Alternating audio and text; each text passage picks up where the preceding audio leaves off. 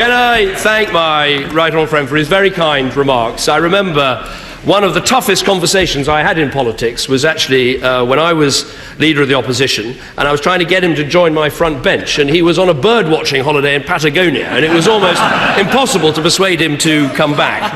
Not many people know this, but actually his first act as Chancellor of the Exchequer was to fire me as a special advisor, and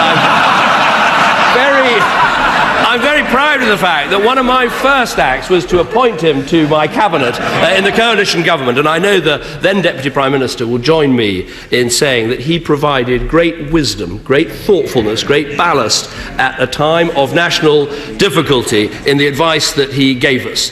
He's not always the easiest person to get hold of. We've tried. Tory modernisation has never quite got as far as getting Ken Clarke to carry a mobile phone. He did briefly have one, but he said the problem is people keep ringing me on it.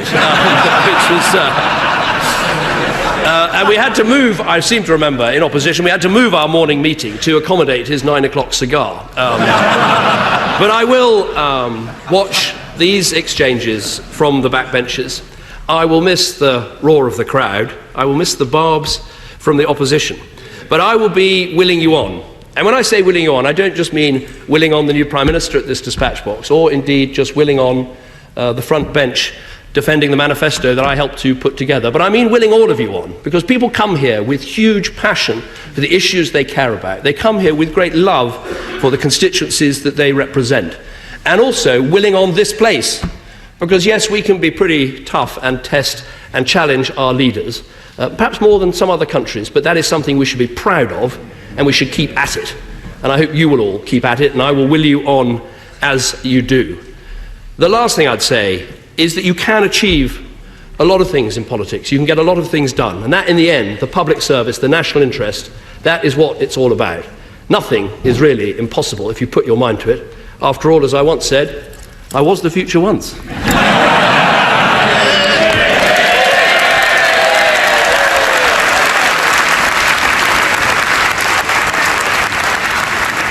And a standing ovation from the Conservative benches as David Cameron closes his last Prime Minister's questions. Been doing that for 6 years, waves up to the gallery. We know that his wife and his children are in the public gallery watching that. And a touching end there, as he references the fact that he will be on the backbenches and he will continue to watch, even though he will miss this weekly Wednesday session. Not quite gone yet, though. He still has to go to the palace to formally tender his resignation. So he still has to meet the Queen.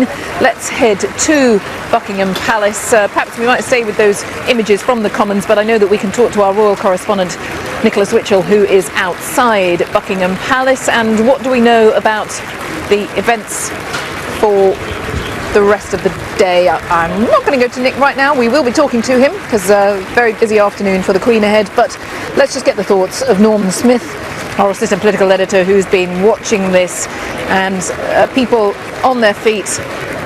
And it was quite genuinely quite touching, quite moving right at the end there, Norman.